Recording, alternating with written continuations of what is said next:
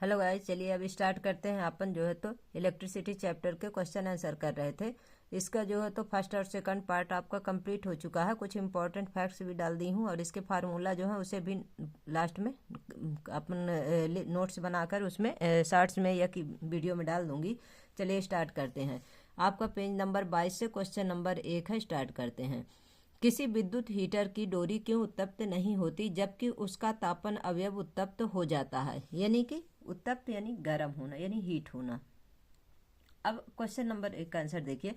विद्युत हीटर की डोरी कॉपर के मोटे तार की बनी होती है। मतलब जो विद्युत हीटर होता है उसकी जो डोरी होती है, जो अपन प्लग लगाते हैं, वो किसके बनी होती है? कॉपर के मोटे तार की बनी होती है, जिसका प्रतिरोध उसके अवयव की अपेक्षा बहुत कम होता है।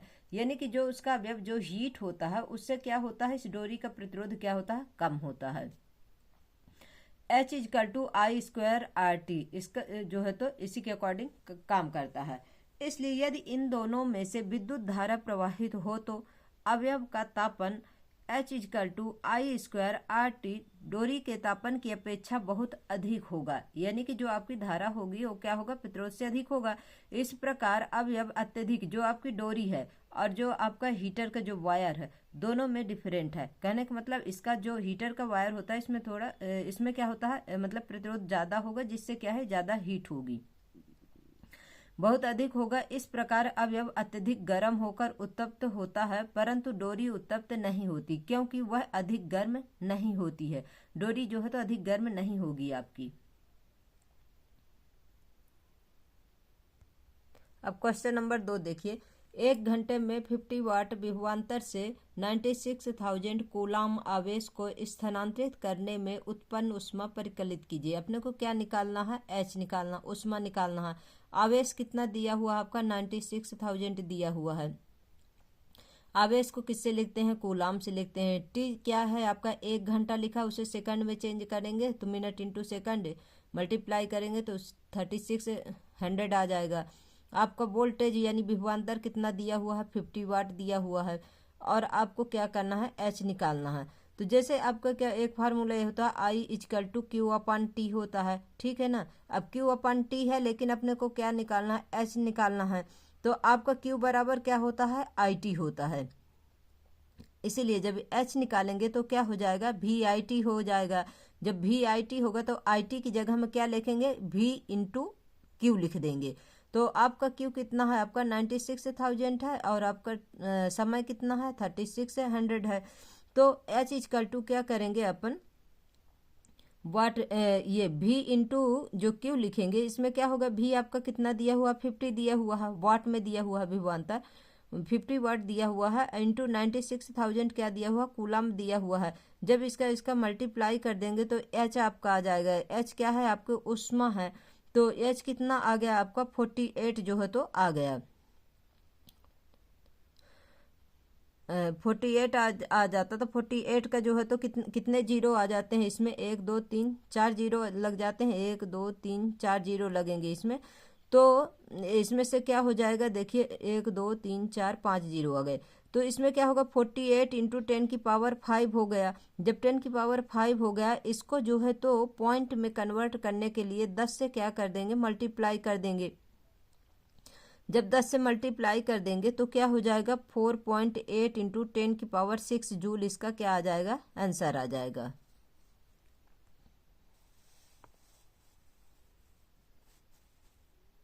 ये देखिएगा, थोड़ा रिकॉर्डिंग करने में मिस्टेक हुआ क्योंकि सारा काम अकेले ही हैंडल करना पड़ता है गाइस, थोड़ा सा डिस्टर्ब हुआ। तो देखिए क्या हुआ? H= क्या होगा? V/Q हो गया। तो H बराबर कितना? V आपको 50 दिया हुआ है और उधर जो है तो 96,000 दिया हुआ। तो 96,000 का आपको 50 में क्या करना है? मल्टीप्लाई कर देना है। तो कितना आ जाता है? ये आपका 48,000 जो है तो आ जाता है। 10,000। तो इसको जो है तो क्या करेंगे? 48 जो है तो आ गया, जो 48,000 आ गया। इकाई, दहाई, सैकड़ा, हजार, 10,000, लाख, यानी कि लाख में है, 48 लाख है। तो इसे क्या करना है, अपने को कन्वर्ट कर देना है। कन्वर्ट कर देना है किसमें, पावर में करेंगे। फिर इसके बाद इसे क्या करेंगे, दशमलव में कन्वर्ट कर देंगे। जब पावर में कर दिए तो कितने आ गए, जो 5 जीरो है 10⁵ ऊपर लग गया और नीचे क्या आ गया 1 मान लेते हैं।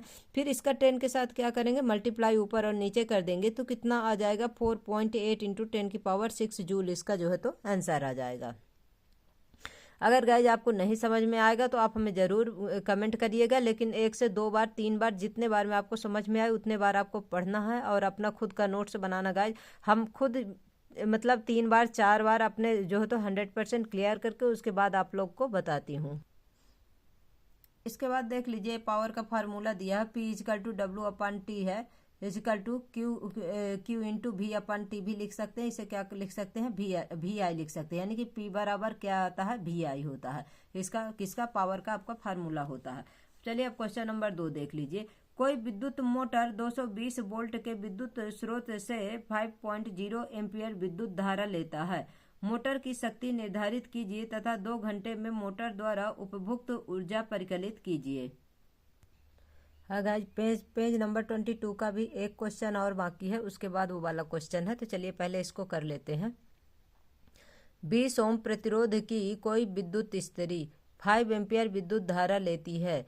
30 सेकंड में उत्पन्न ऊष्मा परिकलित कीजिए। अपने को इसमें क्या निकालना, ऊष्मा H निकालना है। आपका R कितना दिया हुआ है, R यानी प्रतिरोध कितना दिया हुआ है, 20 ओम दिया हुआ है। I यानी धारा कितने दी हुई है, आपका 5 एम्पियर दिया हुआ है। आपका टाइम कितना दिया हुआ है, 30 सेकंड दिया हुआ है। अब क्या निकालना, अपनों को H निकालना है। तो आपका ऊष्मा का फार्मूला क्या होता है, आपको जब ऊष्मा निकालेंगे H=I²RT होता है। तो H बराबर I कितना दिया हुआ है, 5 एम्पियर दिया हुआ है। तो 5 का आप क्या कर लेंगे, स्क्वायर कर लेंगे, इंटू आपका R प्रतिरोध कितना दिया हुआ, 20 दिया हुआ है। टाइम कितना दिया हुआ, 30 सेकंड दिया हुआ है। अब इसके बाद क्या करेंगे, इनका सबको मल्टीप्लाई कर लेंगे, 25 इंटू 20 इंटू 30। अब इसके बाद जो है तो कितना आ गया अपना, जो है तो 15,000 जूल आ गया। अब 15,000 को जो है तो किस प्रकार से लिख सकते हैं, 15 इंटू 10⁻³ लिख सकते हैं, बटे 10 लिख सकते हैं, ठीक है ना। अब जब इसमें 4 करने के लिए, मतलब इसको पॉइंट में चेंज करने के लिए क्या करेंगे, दोनों तरफ ऊपर और नीचे जो है तो 10 से मल्टीप्लाई कर देंगे। जब 10 से मल्टीप्लाई कर देते हैं तो क्या हो जाता है, 1.5 इंटू 10⁻⁴ जूल क्या हो जाएगा, अपना आंसर हो जाएगा। यानी कि अपना जो है तो कितना इसको इस तरह से 15,000 जूल भी लिख सकते हैं और इसको 1.5 इंटू 10⁻⁴ जूल भी लिख सकते हैं। अब पेज नंबर 24 के क्वेश्चन देखिए। अब 24 में क्वेश्चन नंबर 1 क्या है कि विद्युत धारा द्वारा प्रदत्त ऊर्जा की दर का निर्धारण कैसे किया जाता है, कि यानी विद्युत धारा जो है तो उसे किस प्रकार से निर्धारण किया जाता है। तो आपका आंसर है विद्युत शक्ति। किसी विद्युत परिपथ में प्रति सेकंड किया गया विद्युत कार्य या खर्च हुई विद्युत ऊर्जा की दर को क्या बोलते हैं, विद्युत शक्ति कहते हैं। इसका जो है SI मात्रक क्या होता है, वाट होता है विद्युत शक्ति का। P= क्या होता है, VI होता है। फार्मूला होता है इसका, पावर निकालने के लिए क्या होगा, P=VI होगा, P=I²R होगा, फिर इसके बाद V²R होगा। जब जो पूछेगा उसी के अकॉर्डिंग अपने को फार्मूला इसमें लगा देना है। कब प्रतिरोध पूछता है, कब आपकी धारा पूछता है, कब आपका विभवांतर पूछता है, उसी के अकॉर्डिंग जो होते ये तीनों फार्मूला किसके हैं, आपके पावर के हैं। विद्युत शक्ति बराबर क्या होता है, उपभुक्त विद्युत ऊर्जा बटे समय होता है, यानी कि जो ऊर्जा उपयोग करते हैं बटे जितने टाइम तक उसको ऑन किए रहेंगे बटे समय हो जाएगा। P बराबर क्या होता है, W/T होता है। जब कार्य पूछा जाएगा आप कितने पावर में काम करते हैं तो इतना कार्य है तो कैसे निकालेंगे, तो क्या होगा, P=W/T हो जाएगा। और Q इंटू V/T होता है, Q इंटू V/T होता है। तो इसे क्या लिख सकते हैं, जब VI लिख सकते हैं तो पावर P= क्या हो जाएगा, VI हो जाएगा। ये इसका क्या है, आपका फार्मूला है। अब क्वेश्चन नंबर 2 ये वाला है गाइज, क्योंकि पहले मिस्टेक हुआ था, क्वेश्चन नंबर 1 की जगह क्वेश्चन नंबर 2 बोलने वाली थी।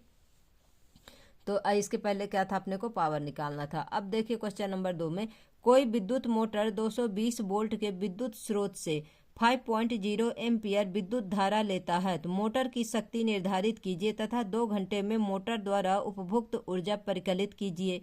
अब इसमें अपने को क्या क्या दिया है, क्या क्या दिया हुआ है क्वेश्चन में देखिए। आपको वोल्टेज कितना दिया हुआ है, 220 दिया हुआ है। धारा कितनी दी हुई है, 5.0 एम्पियर दिया हुआ है। समय कितना दिया हुआ है, 2 आवर्स दिया हुआ है। अपने को क्या निकालना है, एच निकालना है।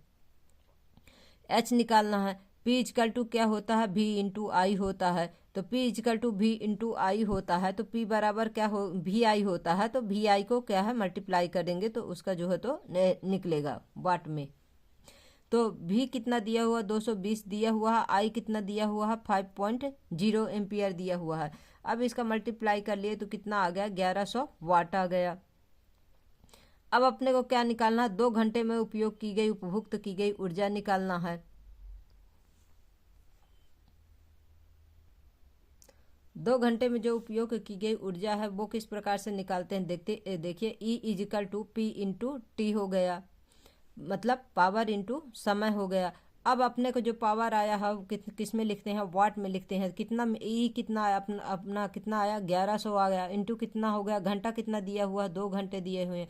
घंटे को सेकंड में चेंज करने के लिए कितना कर देंगे, 60 इंटू 60 कर देंगे। इसके बाद इन सबको मल्टीप्लाई कर देंगे तो क्या आ जाता है, 7.920000 आ जाता है। इसे फिर किस प्रकार से लिख सकते हैं, 7 पॉइंट में दशमलव में लिखेंगे, 7.92 इंटू 10⁻6 जूल लिख सकते हैं। इसका भी जो है तो क्या करेंगे, 10 के साथ वही मल्टीप्लाई कर देते हैं तो एक जीरो क्या होता है, नीचे से जो 10 का पावर जाती है ऊपर जाके जुड़ जाती है। फिर E equal to P into T होता है, ऊर्जा इजकल टू किलोवाट इंटू घंटा होता है। तो P बराबर क्या हो गया है आपका, घंटा में से चेंज करने के लिए 1100 में बटे क्या कर देंगे, 1000 कर देंगे तो कितना आ जाएगा, 1.1 आ जाएगा, 1.1 किलोवाट आ जाएगा। E इजकल टू क्या आ गया, 1.1 kilowatt into 2 hours. Sorry guys. तो 2 इंटू 2 किलो वाट प्रति आवर्स क्या होगा, इसका जो है तो आंसर हो गया। मोटर की शक्ति कितनी आ गई आपका, 1100 वाट आ गई। और 2 घंटे में खपत ऊर्जा कितना कितना आ गई आपको, 2.2 किलो वाट प्रति आवर्स। या इसे लिख सकते हैं 7.92 इंटू 10⁻6 जूल लिख सकते हैं, जो सबसे पहले ऊपर आया था। गाइज आप लोगों को सवाल ये नहीं सोचना कि हमको नहीं आते हैं। पहली बात तो ये है किसी को कुछ नहीं आता है गाइज, सबको पढ़ने से ही आता है। इसलिए जो है तो सवाल सिर्फ सॉल्व करने से आते हैं, सोचने से नहीं आते हैं। सिर्फ हम सोचेंगे तो उससे जो है तो सवाल आ जाएंगे हमें, ठीक है ना गाइज। इसे पढ़ना है, सॉल्व करना है, और जब सॉल्व करेंगे तभी अपने को 100%। ऐसा नहीं है कि हम पढ़ाई करें, कोई कार्य बार बार करें और वो हमें ना आए, जरूर आएगा। अब देखिए आपके पेज नंबर 26 है और ये अभ्यास क्वेश्चन यहाँ से स्टार्ट हो रहे हैं। आपके अभ्यास क्वेश्चन में कितने क्वेश्चन है, टोटल 18 क्वेश्चन है। उसमें से 6 क्वेश्चन अभी हमारे कंप्लीट है, बाकी के जो 12 क्वेश्चन बचेंगे यानी कि 7 से लेके आपके 18 तक, उसे जो है तो नेक्स्ट वीडियो में कराऊंगी। चलिए स्टार्ट करते हैं इसको भी। प्रतिरोध R के किसी तार के टुकड़े को 5 बराबर भागों में काटा जाता है। इन टुकड़ों को फिर पार्श्व क्रम में संयोजित कर देते हैं। यदि संयोजन का तुल्य प्रतिरोध R है तो R बटे R डैश का मान क्या होगा। तो अपने को इसमें ऑप्शन में क्या दिया हुआ है, 1/25 दिया हुआ है, बी में 1/5 दिया हुआ है, सी में 5 दिया हुआ है, डी में कितना दिया हुआ है, 25 दिया हुआ है। अब अपने को जो है तो देखिए ये क्या है, आपके MCQ हैं। अगर जैसे ध्यान रहेगा, जब आप सॉल्व किए रहेंगे तो आपको ध्यान रहेगा कि हमारा आंसर क्या है, तो आपको सॉल्व करने की ज़रूरत नहीं पड़ेगी। अगर आप लोग कोई कंपटीशन की तैयारी करते हैं तब अगर सवाल में कुछ भी चेंजेस कर देता है तो फिर आप लोगों को क्या करना पड़ता है, सॉल्व करना पड़ता है। तो चलिए इसे निकालते हैं। R इजकल टू R/5 यानी कि एक तार है जिसे कितने भागों में बांटा गया है, 5 भागों में बांटा गया है। तो उसे किस तरह से लिखेंगे, देखिए डायग्राम में R/5 R/5 R/5 करके लगाएंगे। मतलब एक तार है जिसे 5 बराबर भागों में काटा गया है और उसे इस प्रकार से किसमें, पार्श्व क्रम में या समांतर या कि पैरेलल क्रम में लगाते हैं। लेकिन पैरेलल का फार्मूला क्या होता है, 1/r is equal to 1/r1 plus 1/r2 plus 1/r3। जितने प्रतिरोध दिए रहेंगे उतने ही अपने को क्या करना है, ले लेना है। अब अपने को क्या दिया हुआ है, 1/r/5, क्योंकि एक तार है जिसे कितने 5 भागों में बांटा गया है। जब 5 भागों में बांटा गया है तो उसे इस प्रकार से लिखेंगे 1/r/5, 1/r/5, 1/r/5, 1/r/5, इस प्रकार से पाँच लिख लिए। फिर इसके बाद क्या करेंगे, इसका एलसीएम ले लेंगे। 5/r plus 5/r plus 5/r plus 5/r का क्या करते हैं, एलसीएम ले लेंगे। तो नीचे क्या है, r है, ऊपर कितना है 5 प्लस 5 प्लस 5 प्लस 5 प्लस हो गया, तो क्या हो जाएगा 1/r' इजकल टू 25/r हो जाएगा।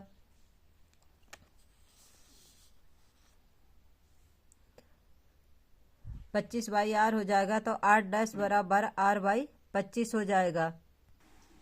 अनुपात निकालेंगे तो r/r, r/r/25। फिर इसे जो निकालेंगे r इंटू 25/r करेंगे तो r से r कैंसिल हो जाएगा और आपका आंसर क्या आ जाएगा, 25 आ जाएगा।